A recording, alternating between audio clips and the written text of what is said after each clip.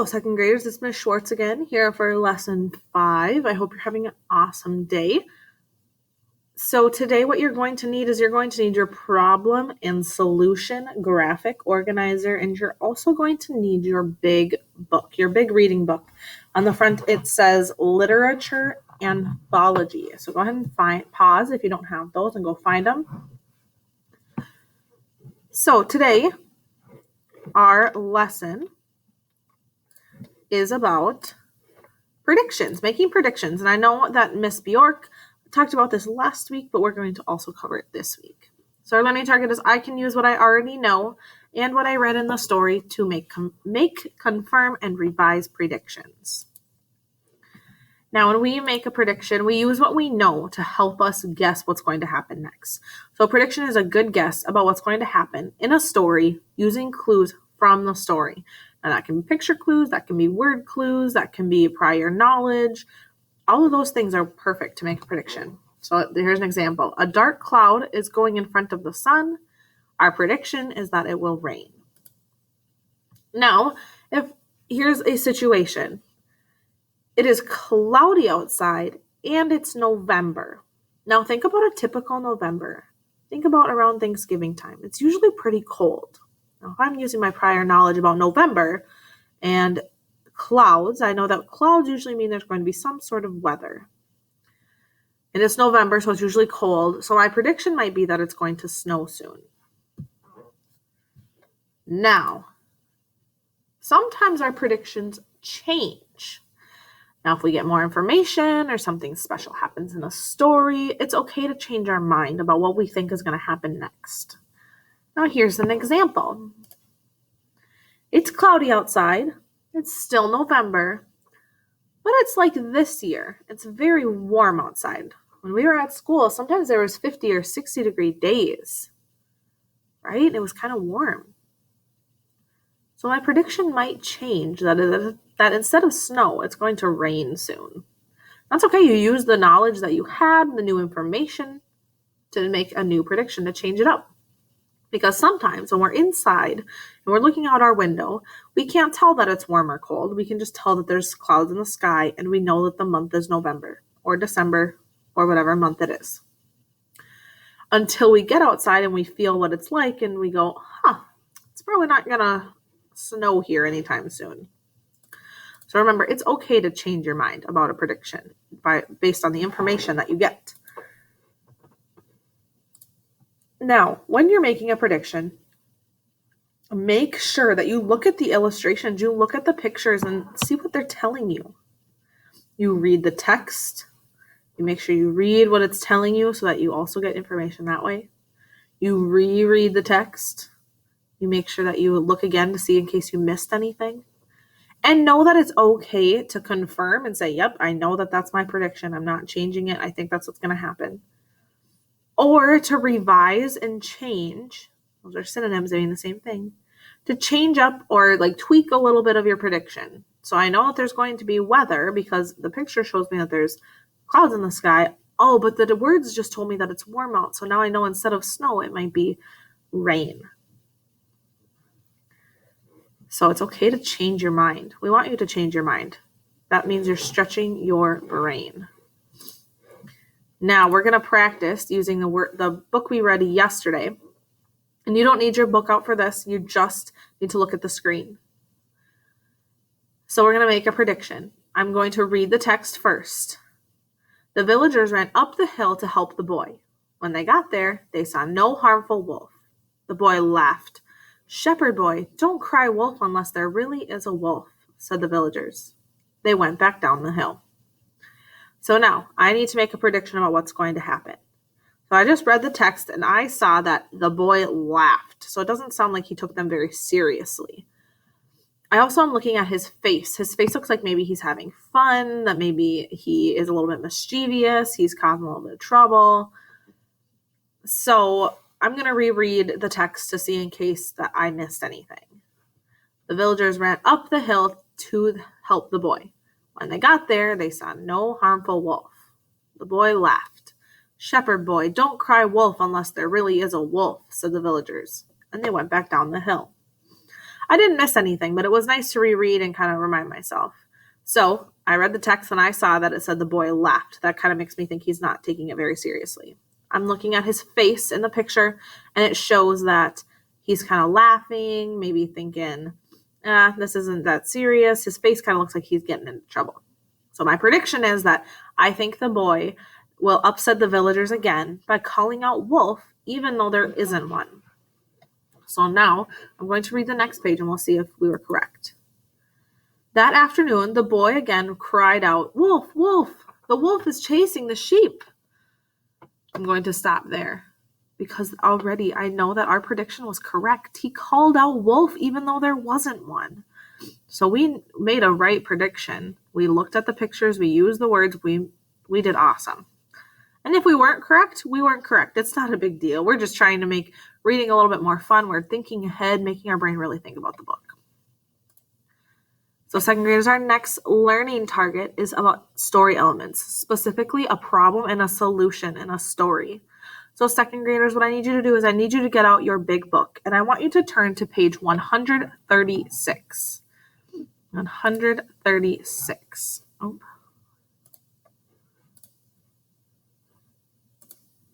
Where'd it go? There we go. There it is. Here is our book.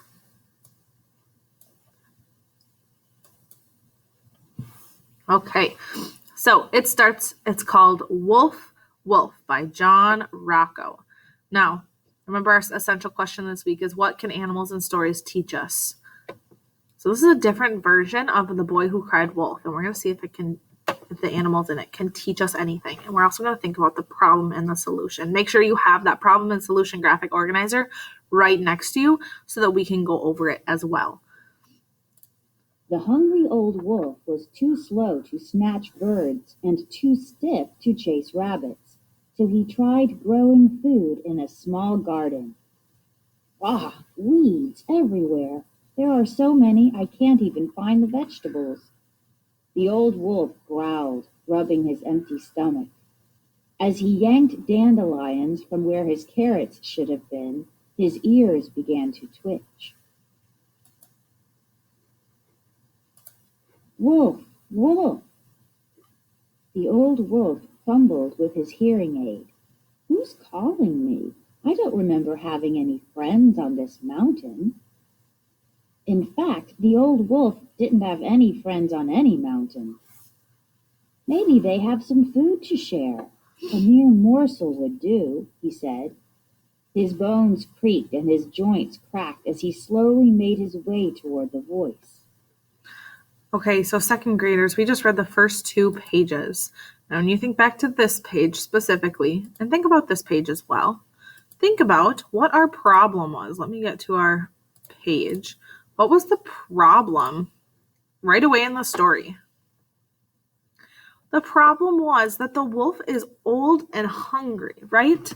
So write that all out. The wolf is old and hungry. He is too old and stiff to go hunt and get food. And so he has a garden. Now, his garden has a lot of weeds from what we read. That might also be a problem. That's the main one, though. The wolf is old. I'll move it over for us so we can read a little better. I'll give you a couple seconds to copy that down.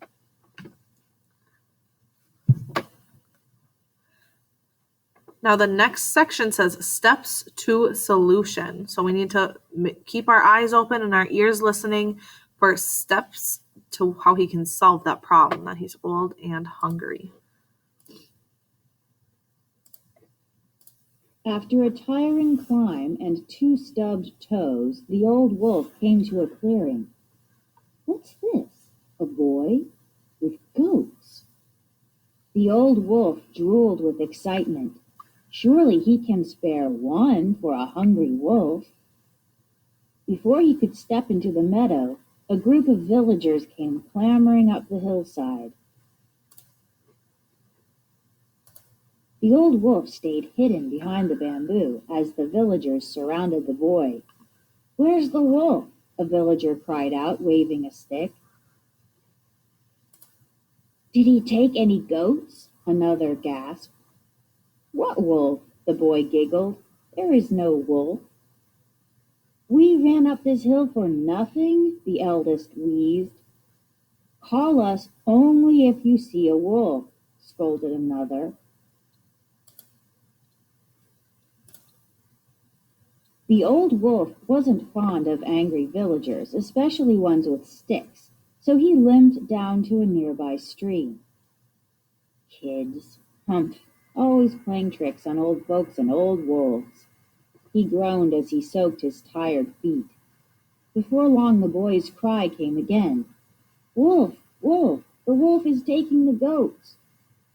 Another wolf is taking those tasty goats? The old wolf couldn't stand the thought and quickly hobbled back to the meadow. Oh, that's a good spot to also make another prediction, right? So the wolf hobbled back after he called wolf again to see what was happening. And right now we're not working on predictions, but that's somewhere that would be a good spot to make a prediction.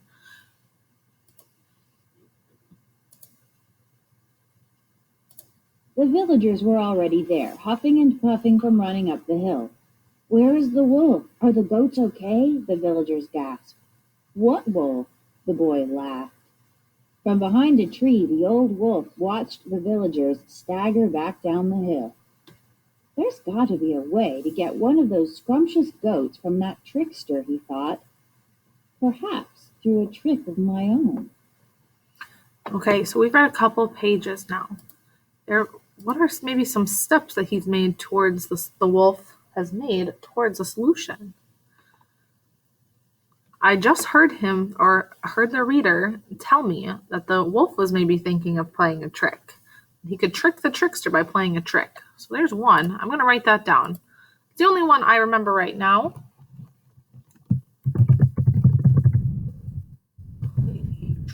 On the boy. So since that's the only one I've seen so far, that is the one that I'm going to put right here. I'll give you a second to copy it down. And then as we go, we'll come up with a few other ones.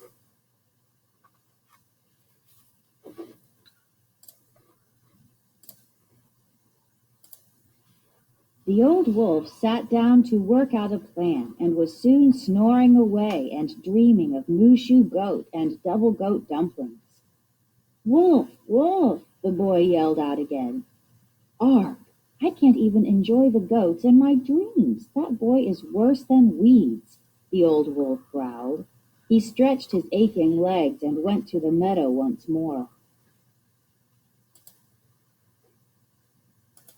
Perfect, not a villager in sight. The old wolf slowly crept out toward the boy. The goats swiftly scattered to the far edge of the meadow. Were you calling me over for lunch? The old wolf grinned. Wolf, wolf, there is a wolf, the boy cried as he scrambled up a tree.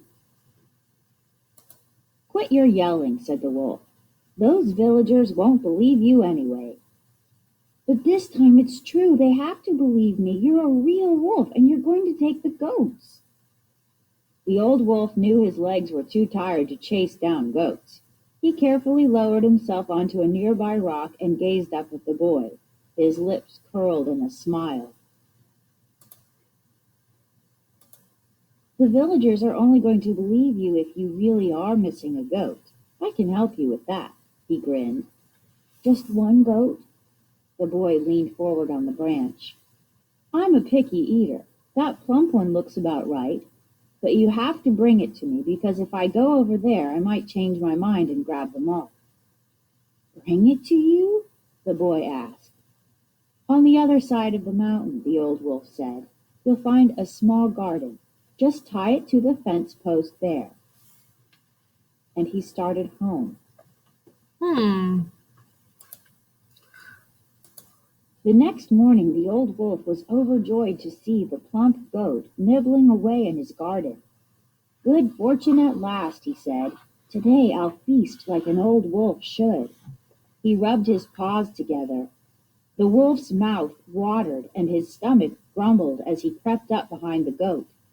Suddenly he noticed something remarkable.